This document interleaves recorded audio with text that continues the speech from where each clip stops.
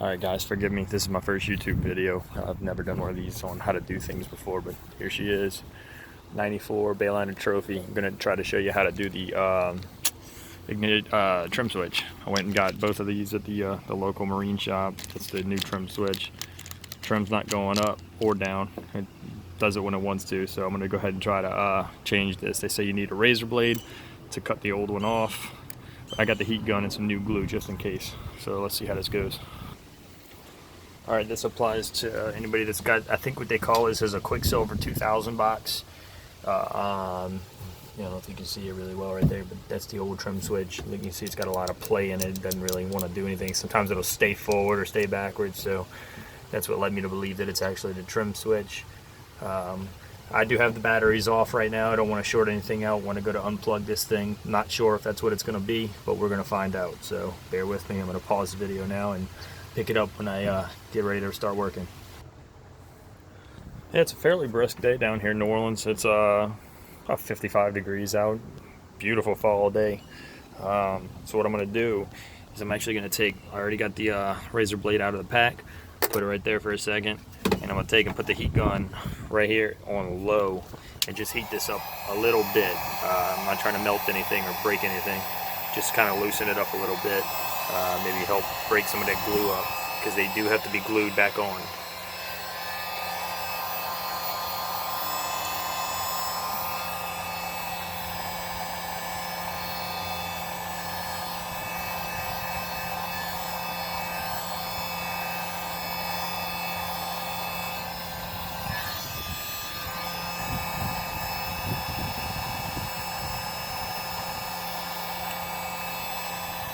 While it's heating up, take a look. That's that piece that I made a few months back. It's actually a sheet of Lexan that I cut out.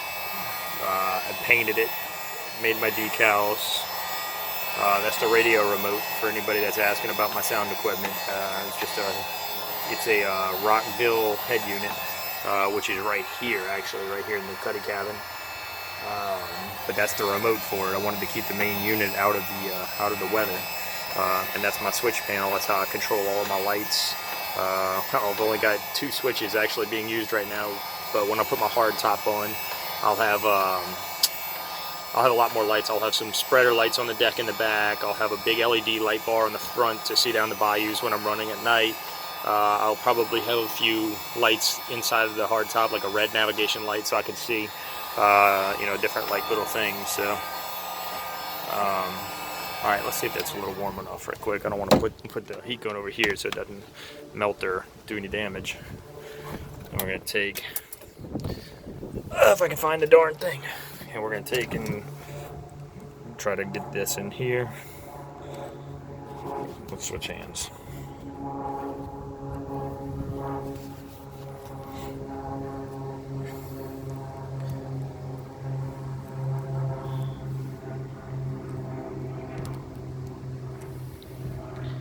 It might take some patience. I'm the king of impatience, so I may wind up pausing you so I can use 2 hands on this. Let's give that a shot. Okay, well here's the good news, right? Took some trusty vice grips and went and squeezed on it and broke it, which when I bought the part, I knew to get the new clip. The new housing, because they do say these things break when you go to try to pull them off. You're going to have to glue the new one on, as I predicted. So I'm going to continue to try to work this junk off and go ahead and try to change this switch. So what I'm going to do to try to not break any more of it is take and actually, put something in here and try to pry against it. Because what I'm looking at, if you look, see if I can focus, I think this piece right here, the part that I'm actually touching, I think that's actually part of the handle, and I don't want to break that because I think it actually sticks into the side of the new housing. So let's give this a whirl.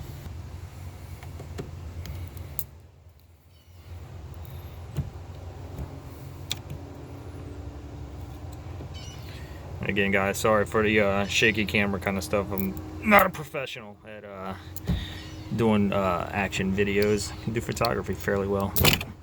Not when it comes down to this kind of stuff. So Bear with me.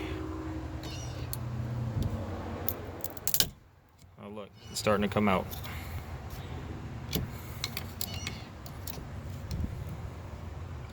See, it's starting to pry away. Let's see if I can't get it popped under here without breaking any more of it.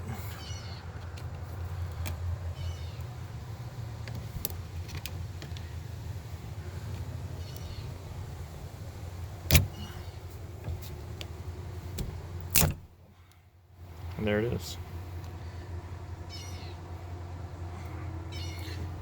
Still looks like there's some pieces on there, but you know, I'd say it's a fairly clean break. There's somebody, you can see that somebody glued it. Somebody's had this off before. I'm wondering if they changed that switch.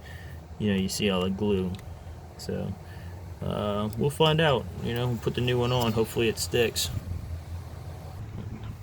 Oh wait, so see, it will just slide. See, it's got the slots. It'll slide right on, and then just put a little glue in it and press it. I'm not going to do that yet because I still have to get the switch out. That's pretty nice with the bow up and bow down decals on there. It's pretty nice, man. I didn't have that before. Not that I didn't know which way to go. Just a thought. It's pretty cool. It looks kind of factory again. I'll be right back. Alright, so I'm looking at this. This little piece looks like it's going to have to come off. Just kind of putting the screwdriver in there, trying to pry it out. And it's moving, so if I break it, I break it. Do my best not to break it. But yeah, see, it's starting to pop out a little bit. And I think that's what's going to actually be holding the switch in. So let's give this a twirl. Wow. Put it right in the forehead. It's good stuff. And there's the switch.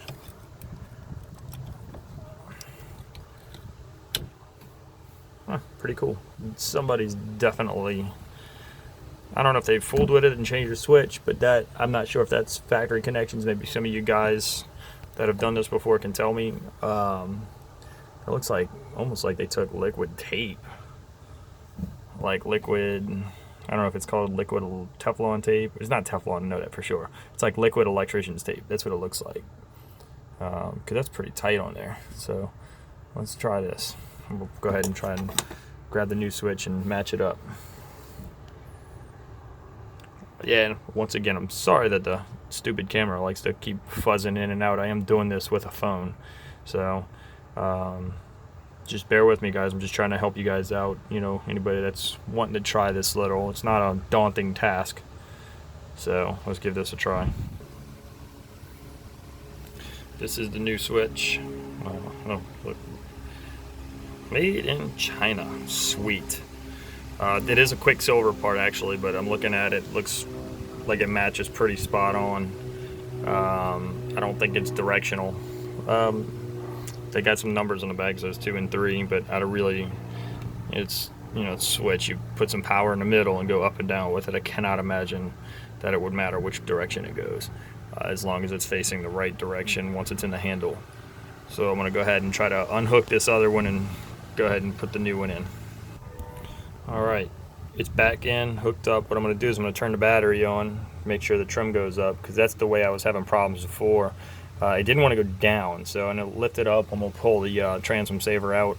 I'm going to go ahead and try it, and then what I'll probably do is run up to the parts store and grab some of that. I believe it's called liquid electrician's tape. Here again, guys, don't, you know, forgive me for my ignorance. I've built race cars in the past, never fooled with too much on the electronics of a boat other than hooking radios and, you know, stuff like that up. So let's take a walk to the back. Go ahead and turn the batteries on. I'll turn one on. I don't need them both on. Sitting at 12.3. It's pretty good. All right. Oh, up.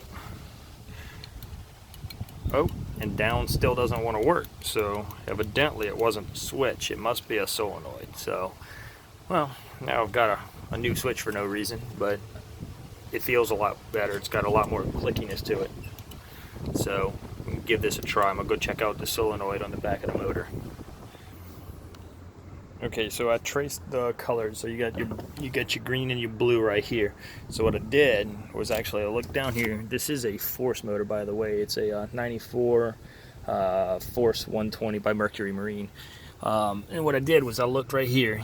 That is that's the trim pump. The hydraulic pump. Well, it's the motor and pump actually. So what I'm gonna do, you trace that little wire loom, and it comes through, and here it is, and here's your matching colors, your green and your blue. So what I'm gonna do is I'm gonna switch these relays and see if I can get it to work in the reverse order. And if that's the case, then I know that it's gonna be a relay. If not, then we'll have to track it down even further. Okay, so I think this is a bad relay because I unplugged one of the relays. Now here again, I could be wrong. You probably need both of them for it to work. Let's see if it goes down. It does not, so that was not the issue unless both of the relays are kind of wonky. Plug this one back in. Maybe you need both of them in for a complete circuit. Okay, so I think it is for sure a bad relay because I put them both back in and switched the order, and check this out. It goes down. Well, right now it's sitting on the transom saver, but we have diagnosed to see it's sitting on the transom saver right there. I always do that so the motor doesn't bounce up and down while I'm on the highway. We live in New Orleans, so the streets down here are kind of shitty. So yeah, so it's definitely a bad relay. So what I'll probably do is go run up to the parts store. This is going to be my bad one, so I'm going to go ahead and, I mean, hell, if they're only like $8 a piece, $10 a piece. I mean, I have a commercial account with O'Reilly, so it winds up giving me a little bit of a discount. I'm gonna go ahead and just change both of them and just keep the good one for good measure. You know, and that should be that, man. I'm gonna try it. I think I might have a relay laying around over here at my buddy's house, and give this a twirl. But yeah, so far it looks like it's a relay. Looks like there's nothing more than that. Also, take note of this. I had to build this. I had to go to a hydraulic place and build that up because the little plastic nipple. You see these little plastic nipples right here? Well, on the bottom side, it's a T. It goes from the bottom to the top and to the middle, right? So it feeds both carburetors, takes the fuel supply line, comes in, goes to this carburetor, and comes up to this carb. This the little plastic T actually broke, and it was about a month wait from Mercury Marine to get that little plastic piece. And I figured, you know, if I'm going to do it, I don't want to have to, you know, put a garbage piece of plastic back in it. So what I did was went to a local hydraulic hose place, and we wound up building that little piece, and it wasn't very expensive. I think I wound up paying $10 total for the whole thing. And the part for Mercury was something like $15 for that plastic junk. So what I did was put this all together. I actually had to clean the threads up in the carburetor because the plastic actually broke, and we had to basically tap it out and break the plastic. So yeah, no leaks. Everything works great. Went with the, I'm not sure if I went with the same size fuel line or maybe just a hair bigger, or maybe it's not 3/8, it's 5/16, I believe, and I don't know if I had 1/4 inch on it before, but I definitely went up just a hair maybe. But here again, it could be wrong. And then, well, that's not what this video is about, but I figured I'd show it to you guys anyway because I know you guys are always looking, you know, in case something breaks on these force motors. They're a pain in the butt to find parts for. I had to get this little, what is this, East Lake Marine starter, because my starter took a crap on me. Every once in a while I'll have to take and put a screwdriver right here under this Bendix and pop it up a little bit because it likes to, you know, I don't know if there's a shim that needs to go right here underneath it, because sometimes it'll go down, it'll just come way down here, and it won't want to pop back up. You'll hear the Bendix just spinning when I hit the key, but it hasn't happened to me in a good little while. So, you know, that's that. But I'm 100% sure that I've got a bad relay, and I'm looking probably get a little bit of moisture around, you know, around it. So there is a weather seal in it, so it shouldn't have gotten into the electrical contacts. But you know, it is on the water. It is a boat. I'm gonna change that out, and that should be it, man. That should be it. But I definitely showed you how to do the trim switch. It wasn't a pain in the ass to do. The most pain in the ass part was actually getting that stupid plastic piece, this crap, off the housing. So I'm gonna go get some tape. You know, obviously you'll take and shove it back in like that. Then you take and put this little cap. You know, you take and put that back in like this. You know, I'm not gonna do it because I still have to, you know, secure everything. But it'll go in like that, and then you take your new fancy little housing and you go around and cover it like that. So that's all, guys. If you know, like I said, I apologize for my amateur solo shooting situation. If I had a hand out here, it could have probably stabilized the camera a little bit better. But that's it. You know, if there's anything else I can do for you, you know, feel free to ask. I like to help you guys out as much as possible. Thanks.